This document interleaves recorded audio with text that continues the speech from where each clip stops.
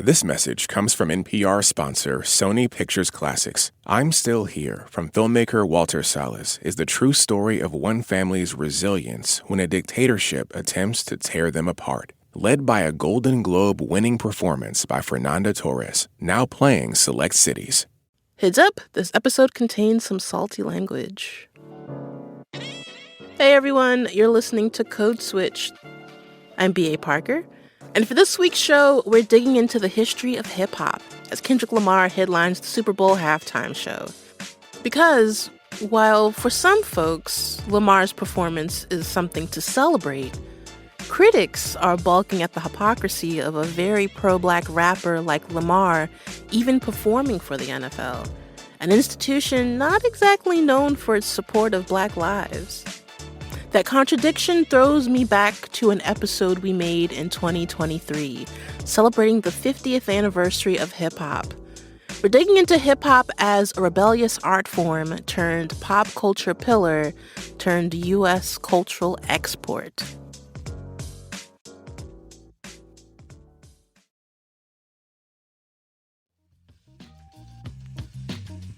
So by now, we all kind of know the so-called origin story of hip-hop, right? Mm-hmm. Because it's become something of an American myth. So this is the way the legend typically goes, right?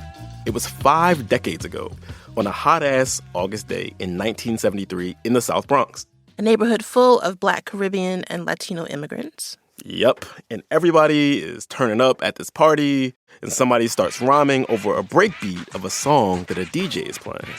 Shout out to DJ Kool Herc. And in the 5 decades since that eureka moment, or I guess that yo moment, hip-hop has morphed and expanded. It's birthed all kinds of subgenres and regional variants and reshaped our language and fashion and politics. You got hyphy and jerkin and chopped and screwed and trap and drill. I mean, is reggaeton hip-hop? Like, what about trap EDM?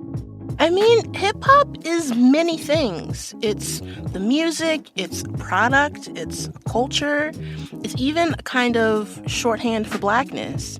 And as hip-hop evolves, the contradictions within it become more obvious, right? So hip-hop is fight the power, and at the same time, it's used to advertise for the power. Mm-hmm. Hip-hop is critical of injustice while still being deeply enthralled by capitalism, sometimes in the same verse. Right, and hip-hop is 50, so it's a whole middle-aged person, yet it's still somehow persistently young people music. And there's this endless churn of ambitious, very creative, very braggadocious young people who want to hear it and who want to make it. And on this episode, we're going to get into some of those tricky contradictions and how they play out in the ways hip-hop goes beyond the borders of the United States. You know what, Parker? I remember reporting years ago about these kids from Pakistan whose families had immigrated to Sweden, and they were making hip-hop in Urdu, but it was peppered with African-American vernacular English. It's funny that you mentioned that, Gene, because I just talked to a guy from Syria who learned to speak English by listening to American hip-hop. Huh. His name is Mohammed Abu Nasser. What does he say? Since I'm in a position to talk to these kids and they listen, I ain't no politician, but I'll kick it with him a minute. Because see, they call me a menace, and if the shoe fits, I'll wear it. But if it don't, then y'all swallow the truth, grin and bear it. Right, like this whole thing, he goes all the way to the end. It's amazing.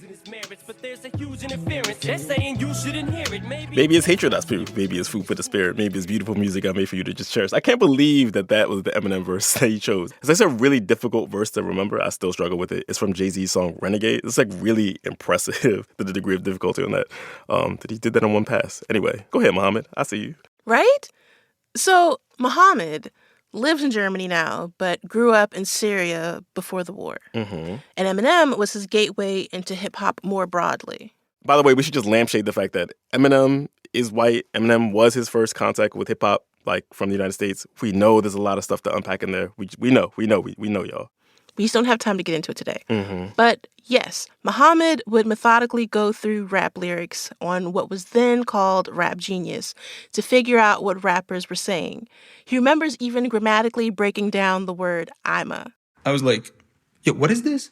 what is he saying? What's ama? Because then okay, so it's I'm going to, and then like if you shorten it gets I'm gonna, and then if you're rapping, it's ama, right? Oh my God, I feel like this is kind of a universal experience. Like, I remember being 13 and coming home from school and furiously writing down the lyrics to A Tribe Called Quest, Midnight Marauders in a composition book because I was trying to make sense and decipher their weird, to me anyway, New York slang. And I was reading those lyrics like it was the Talmud or something. Same. But mine was to break down Twista lyrics because he was talking too fast. Right. So Muhammad would look up these lyrics and not only learn words in English, but also the context of those words. Oh, so these guys are not just saying anything. No, they're like, this is where I learned, about wordplay and puns and double entendres and quadruple entendres and all of that. Muhammad was this kid in Syria, where unlike here, there isn't an open internet. So he couldn't just, like, hop online and do a search for information. Right, and the government strictly controlled what people could access. But he started listening to rap music after getting a thumb drive full of songs from one of his friends. So hip-hop was kind of being smuggled in to Syria like contraband?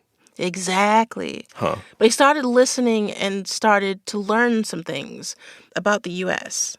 Before discovering hip-hop, I didn't know much about America. I mean, America was America, right? It was the country that invaded Iraq. But then with hip-hop, they talk about politics and they talk about their experiences in police brutality and, racial discrimination or racial profiling in America. And yeah, I just learned a great deal about the U.S. from rap and, eventually, of course, influenced the way I see the world. Muhammad said in Syria, he mostly listened to Arabic music, which was mainly love songs and patriotic songs. Huh. Then hip-hop enters his life, and all of a sudden, he's learning there could be music calling out the police or societal ills or just talking about family drama. The guy that I discovered rap through, Eminem, the guy didn't even graduate high school. He probably dropped out in the 9th grade or something, right? But then he is, celebrated as a modern day poet, and he even has the word, stan is in the dictionary. And this was another thing Muhammad said blew his mind, that a lot of the people he was listening to tended to have grown up as poor kids and didn't have much education. They could become world famous, multi-millionaires, invent new words that can get put into the dictionary. So Muhammad is basically like getting the entire mythology of the American dream, huh? Yeah, exactly. And Muhammad said that one of the biggest things he learned from hip-hop was hustle culture, of people grinding to become rich however they could. It's kind of wild when you think about how pervasive that messaging is in hip-hop. Like, everyone, even rappers that we know grew up with money, rap about overcoming the odds and how their haters didn't believe in them. Like, it's actually kind of hilarious at this point. Like, be for real, J.N. Smith. But I guess those ideas are really portable. Yeah, like one of the most exported tenets of hip-hop culture that's reached other places has been this bootstrap capitalism ideology. Basically, 50 Cent's Get Rich or Die Trying, which I know is a dated reference, but you get it. Mm-hmm. And I have mixed feelings about this, that this is what hip-hop has to offer globally. I mean, it's not great. Yeah. And I talked to someone who had a lot of thoughts about all this. I think that there are people who maybe even believe the promise of the United States of America. I don't believe it. I believe the promise is a lie and very often experience the dream as a nightmare. That's A.D. Carson. I'm not going to knock somebody for believing in the promise because I guess that's the kind of thing that keeps hope alive. All right, Parker, who is A.D.? A.D. is a professor of hip-hop at the University of Virginia. Wait. Professor of hip-hop? That's a thing? Gene, you're about to learn about a lot of hip-hop jobs you haven't heard before today. Okay. A.D.'s doctoral dissertation was actually a hip-hop album. Wow. Now I'm imagining the erstwhile rapper Cornel West picking up the mic and getting at AD and them having beef. I mean, the first rap battle to include bibliographies. Right. Anyways, A.D. talks a lot about the inherent contradiction of hip-hop being a product of American culture, which is oppressive to Black people who created hip-hop. The conditions that create hip-hop in this country have always been folks working against the odds, sort of like speaking out against whatever the dominant narrative might have been. And then at some point, folks realizing that they might be able to take that product and then make that product into a bankable commodity because lots of people want to hear it. And then in certain ways, like whitening it up, even while keeping black faces associated with it. Yeah, I guess we got to remember, too, that the only experiences that most people have with black folks are not happening IRL, like they're mediated through popular culture and things like hip hop.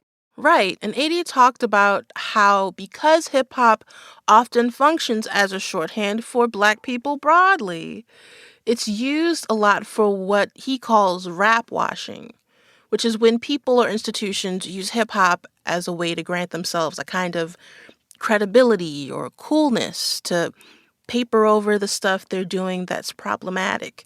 Like, Gene, remember the Super Bowl halftime show from 2022? Oh, God. Yes, I do. I mean, that was a case of rap washing at its finest. They just took rap music and then like sort of swaddled the whole halftime show in it. And if you don't remember the context, that halftime show was during the ongoing controversy around Colin Kaepernick. Okay, explanatory comment time, and this time there's a side eye that is very strongly implied. Kaepernick, of course, was an NFL quarterback. He kneeled during the national anthem to protest police violence, and not long after he started doing that, he found himself out of a job while the NFL cracked down on similar protests by other NFL players. So his alleged blacklisting had loomed over the NFL. There were calls for and by some big-name black musicians to boycott performing at the halftime show in solidarity with Kaepernick. And then that hip-hop halftime show happened. Here's 80 again. And then, like, folks somehow lost the critique of the NFL without the NFL having to do anything but hire Mary J., Snoop, Kendrick, 50, and Eminem kneeling with his fist up. And it's like, yeah, they all good now, man. Yeah, it was kind of wild to see that happening in real time. Like, people were so amped during and after that performance, like, yay, hip-hop finally center stage at the Super Bowl, the most watched concert in America. Oh, my God. Yes, and around that time, Jay-Z had already stepped in as a kind of ambassador between hip-hop and the NFL. He even said, "We've moved past kneeling." Yes, and I remember that he also conveniently announced an initiative with the NFL called, quote, Inspire Change, for which Jay-Z and the NFL released a line of T-shirts. You don't want to inspire change, Gene? What does that even mean? Like, we're not even doing the change. We're just inspiring it. It means less than nothing. Oh, my God. Yeah, so the NFL basically got to turn the page on the whole Kaepernick saga with the rubber stamp of some of the most influential names in hip-hop. That's rap washing. You know, like, are you mad at them for doing that? Folks are like, nah, because I guess everybody, you know, is sort of programmed like get money. But at the same time, who is going to be harmed because of this concession that we've made? I mean, and now Jay-Z's production company has managed every Super Bowl halftime show for the past 4 years. I mean, I know AD was kind of asking a rhetorical question there. Who is going to be harmed? But somebody was materially harmed by that, right? Like, Colin Kaepernick's protests got commandeered by the NFL. And, of course, he never got rehired to play in the NFL. And the NFL got to dead any discourse about the fact that that was happening. And it's kind of wild that the first time hip-hop artists headlined the Super Bowl, that they were doing so in the service of brand maintenance for this giant corporate behemoth. Ugh. Well, it's in service to the institution. I talked to AD about how you'll have something like Kendrick Lamar winning a Pulitzer Prize for his album Damn, which on the surface is something groundbreaking. I mean, that's envious prestige. But AD isn't so sure. I think the Pulitzer got a Kendrick rather than Kendrick got a Pulitzer. Right. Like, the Pulitzer Committee is benefiting as much from Kendrick's cachet as he is from theirs. Because they purport to, like, say that hip-hop started, like, it was in the sewer and then it was, like, sort of, you know, like, rescued from whatever, you know, horrible places that it had been and is now sitting in the hallowed halls of where, you know, Pulitzers be. Exactly. Kendrick can still be considered avant-garde, while the Pulitzer Committee can seem cool and progressive. It's a win-win. Well, I mean, Parker, AD is saying that about the Pulitzer Committee, but he is a professor of hip-hop? Yeah, at the University of Virginia, no less. Right, this fancy school that was founded by Thomas Jefferson and built by the enslaved people that Thomas Jefferson owned. So, I mean, I wonder how he feels about the fact that UVA is kind of rubber stamping hip-hop, sort of, too. I had the same thought, Gene. So I asked AD if it felt like progress that he could get a job like that in 2023. Yeah, but the progress ain't hip hop's progress. The progress is the institutions in the country. We've got 50 years of hip hop, and now we have a professorship of hip hop. When people say it's hip hop that evolved or hip hop that sort of has come up, what they're really doing is letting the institutions in the United States that have consistently got it wrong forever, finally getting it a little less wrong. You're letting them off the hook. And I guess it's not just University of Virginia and the Pulitzers or the NFL. Yeah, the U.S. government does it too. Let's go! Give no like that. I ain't never gonna stop. I'ma change my life. Gave me a new clock. Like this Army recruitment video that AD told me about. Pay for electric bill, pay for water bill, pay for living quarters, pay for loyalty, duty, respect, selfless service, earn more. Don't be a hostage to college. Pay more. Don't be a hostage to college. Bruh, these Department of Defense ass bars.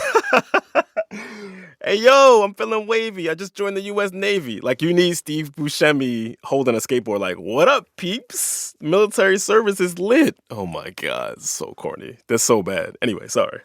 We're going to get into that a little more. Put a pin in that. Okay. But coming up, ask not what your country can do for hip-hop, but what hip-hop can do for your country. Well, I am Toni Blackman. I'm the first official U.S. hip-hop ambassador. Wait, that's an actual job? I told you, there's a whole world of hip-hop jobs that will blow your mind. I guess you got to apply on monster.com, but the one with Nicki Minaj's photo on the homepage. That's coming up. Stay with us. This message comes from Schwab. At Schwab, how you invest is your choice, not theirs. That's why when it comes to managing your wealth, Schwab gives you more choices. You can invest and trade on your own. Plus, get advice and more comprehensive wealth solutions to help meet your unique needs. With award-winning service, low costs, and transparent advice, you can manage your wealth your way at Schwab. Visit schwab.com to learn more. This message comes from Home Instead. Home Instead knows that if you leave home to seek aging care, you leave behind more than just empty rooms. You say goodbye to the place where you built your life. So why not stay home instead? With help from Home Instead and their trusted caregivers, you can stay in the place where your memories were made. Learn more at homeinstead.com. Home Instead, for a better what's next. This message comes from NPR sponsor IKEA. IKEA is hitting the snooze button on everything but rest and sleep. Why not turn your bedroom into the space to decompress? Shop the IKEA range of comfy beds, pillows, mood lighting, and so much more. Every time you step in there, it's nothing but me time. Sounds like a dream, right? IKEA has what you need to design a bedroom you'll never want to leave. Create your comfy, blissful bedroom today with the IKEA 6 Sleep Essentials. Shop in-store or go to ikea-usa.com/sleep. This message comes from NPR sponsor REI Co-op. You can't make more time, but when you opt outside, you can make the most of it. So make time for those early mornings, last-minute trips, and timeless views. For small victories, big fails, and everything in between. And when you're ready, REI has the gear, clothing, classes, and advice to help you make the most of your time out there. Visit your local REI Co-op or rei.com/opt-outside.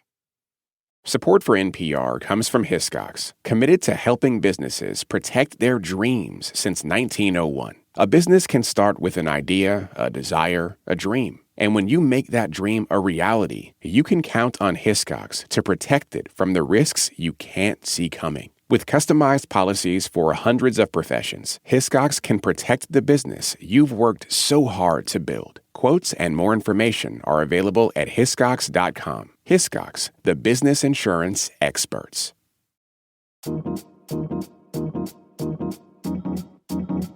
Parker. Gene.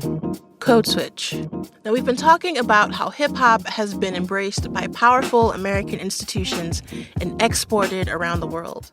And the way that many of those institutions use hip-hop to rap-wash their images and to lend an air of authenticity to their exploits and shenanigans.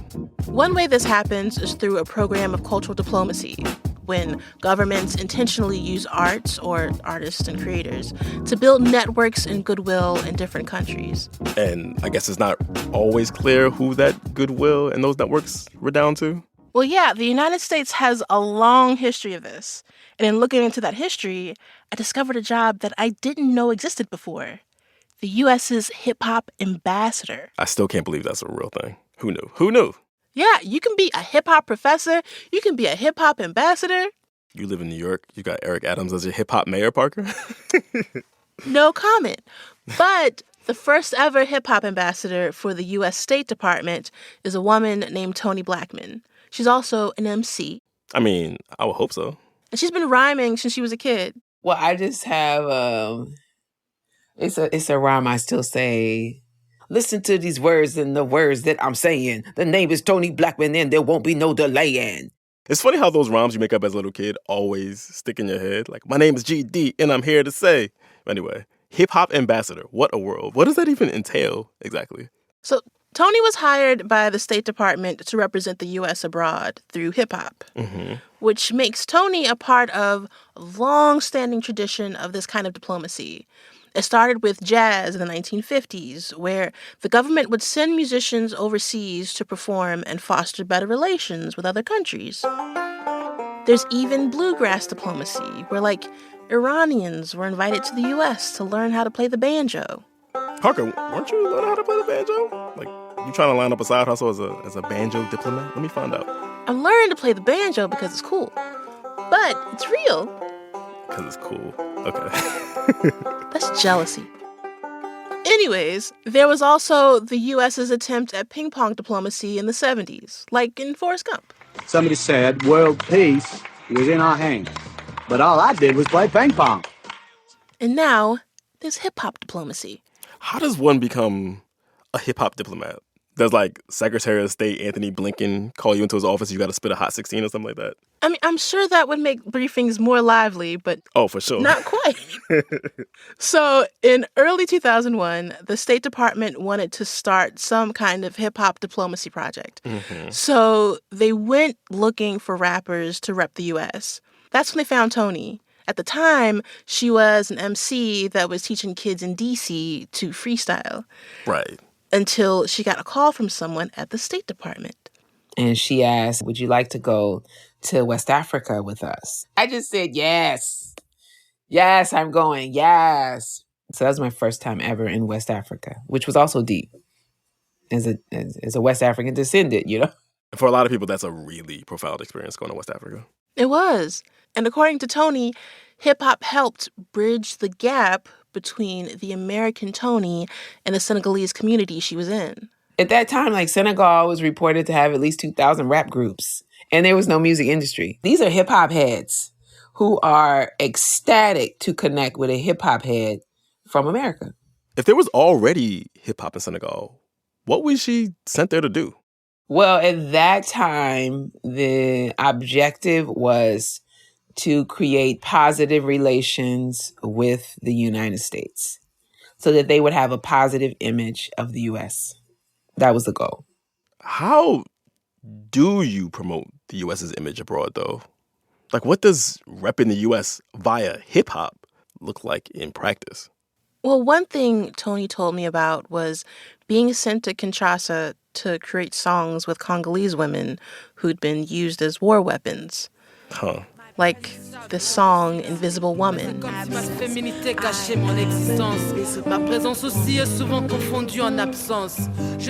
you can't argue that teaching women to advocate for themselves through music is a bad thing. There's value in that. Yeah, but it's also a project wrapped up in American power and projecting that influence and power out into the world. you know? Yeah. Well, one thing I have a difficult time reconciling is the use of Black culture and the people who make it being deployed abroad to promote America. Because Blackness is so fraught here. But I guess you could see how there are specific ways that Blackness is fraught, and hip-hop as a kind of vessel for that might make it really useful for something like this, right? There's a kind of credibility that is implicit if these international connections are being made by people who have been historically marginalized here. Like, if they are vouching for the United States, then it must not be that bad. Yeah, I mean, it does make sense. And I actually asked Tony about this, and she told me about a time when she was on South African radio, and someone called in to ask her how she could do this work. And this is how she remembers responding to that caller. Would you rather someone else do it other than me? I justify doing this work as an American, not to say I'm here as a proud American, but to say that my grandfather and my great-grandfather built the country that you come to know as America. And I come as a representative of my ancestors. So you've got someone like Tony, who's out there as a Black woman doing formal diplomacy in the name of America. But then there's A.D. Carson, the rapper and professor of hip-hop I spoke with. He took the album he submitted as his dissertation to South Africa in another version of cultural exchange. And I asked him if he would consider that to be diplomacy. Yeah, but that's working with the people. We didn't go there to meet with the local government. We went there to meet with the artists on the ground at that space. You could say Tony was working with the people too, but she had the stamp of the State Department hanging over her. A.D. also had that American pedigree lording over him while he was in South Africa, and that stung. And they're like, "Oh, you're American?" And then your heart just sinks well, yeah, I guess so. And the woman says to me, I thought you were from the neighborhood. And I'm like, "Nah, it feels like it, but nah, I'm not." And I held that. That was in my head. It's still in my head right now. Why is it still with you? Because it's uneasy. I'm not even there. I'm not even there on the United States dime. And it still resides in that way because the United States might look at me and be like, "Oh, I thought you wasn't from here," knowing damn well I am from here and I was born down the street. Because that's the treatment that I get every day in this country. So in that moment, you feel like a man with no country? Yes, yeah. So you can imagine, Gene, that when the State Department asked A.D. to become a hip-hop ambassador similar to Tony, he didn't go for it. But he gets why someone would do that work. It's hella people who rap, who DJ, who do who make any of the kinds of art that are associated with hip-hop. And most of us ain't famous, ain't never gonna be famous. How do we make a living doing that? The State Department's stamp goes it reads really nicely on a resume. So I totally understand why a person would do those things. I guess one way of looking at it is, all right, being a government-funded rapper today, that's such a weird phrase to say out loud, but it's like one of those New Deal programs where the government paid artists and writers to just create stuff, just so they could have some means to make a living, you know what I mean? Yeah, for Tony, this is a job and hip-hop is a tool for connection. Another Black art form that is being used by the U.S. government. Well, at one point, jazz was a tool. At one point, Louis Armstrong, Duke Ellington were the folks. Stan Getz were the people who were doing what I do. So you know how before I mentioned jazz diplomacy? Yes, I do. Well, it's a good example of the disparate motivations of the cultural ambassadors and the country they were representing. Okay. So during the Cold War, this kind of outreach was a big deal. Dizzy Gillespie, Dave Brubeck, Louis Armstrong were sent overseas for what they called a cultural exchange. So those are some heavy hitters. Wow. We're talking true jazz greats. Okay, so was it like the Spook Who Sat by the Door, where they were pretending to work for the government, but actually dissidents inside the government trying to shake up the American machine?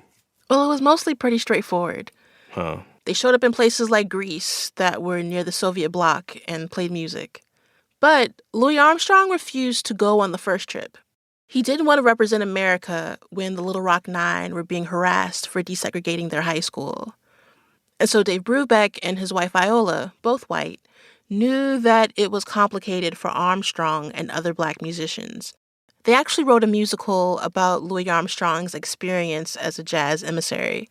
It was called The Real Ambassadors. Though I represent the government don't represent some policies I'm further. Oh, we learn to be concerned about the constitutionality. In our nation, segregation isn't of legality. Soon our only differences will be in personality. That's what I stand for. Who's the real ambassador? But Louis Armstrong still did these tours, right? Yes, he did. And this is where it gets complicated and dark. In 1961, Louis Armstrong went to the capital of the Congo, to what was then called Leopoldville. Today, that's Kinshasa, where Toni did some of her outreach work, right? Right, and back when Louis was still there, it was during a civil war.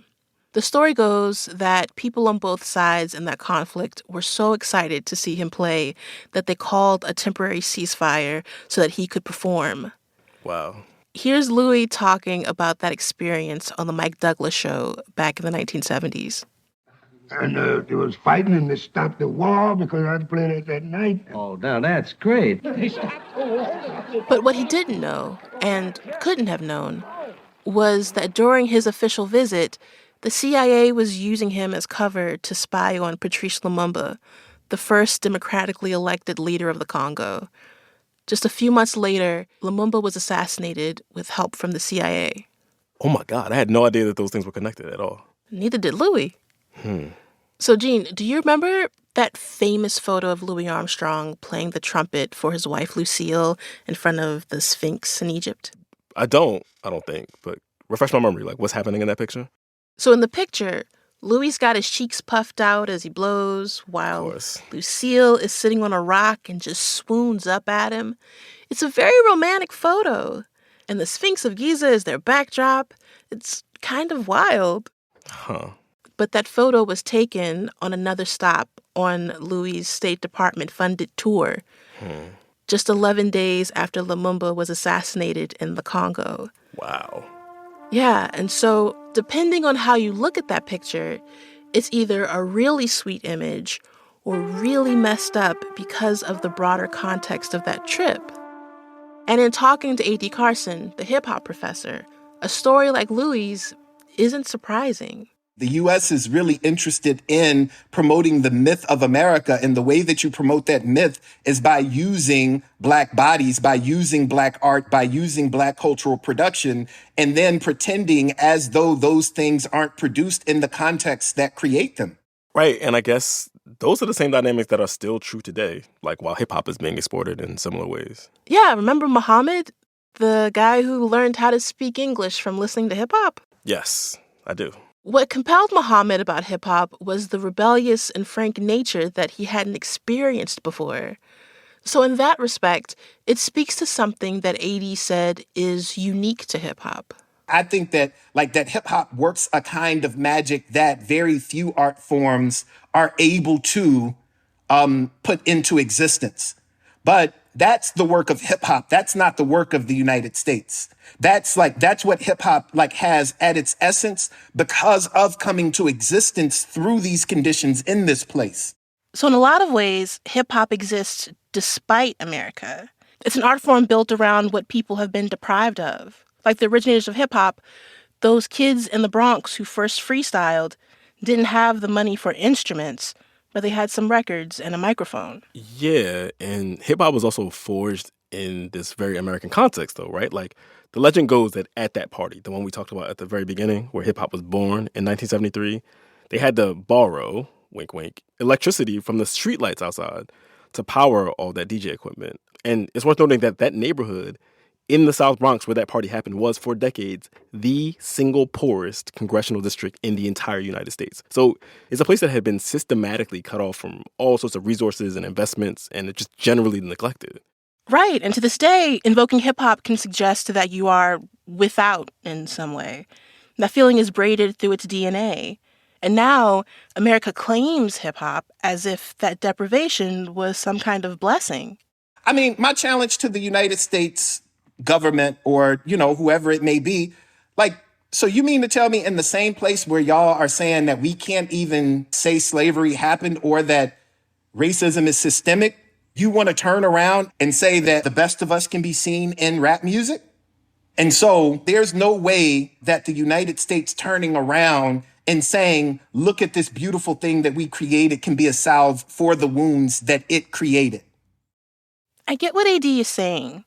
There's something twisted in the relationship between hip-hop and American institutions. It's been co-opted in so many different ways by the State Department, the Defense Department. President Obama was even known as the hip-hop president, whatever that means. Right.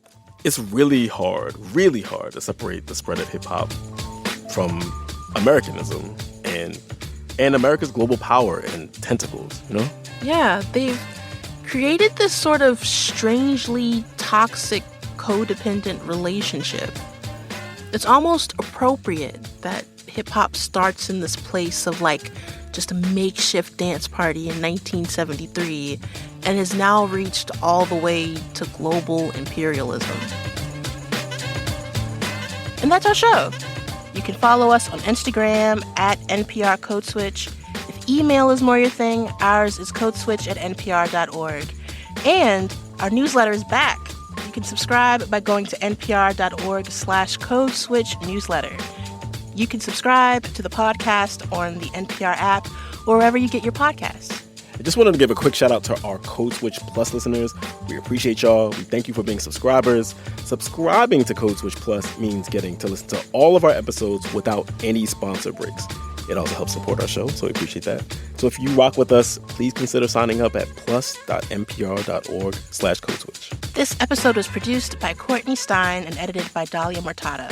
Our engineer was Maggie Luthar. And we would be remiss if we did not shout out the rest of the Code Switch Massive. That's Christina Kala, Jess Kung, Leah Danella, Verlyn Williams, and Steve Drummond. Special thanks to Dr. Cheryl Keys and Kim Izar. As for me, I'm Gene Demby. I'm B.A. Parker. Don't be a hostage to college. Be easy, y'all. Hydrate.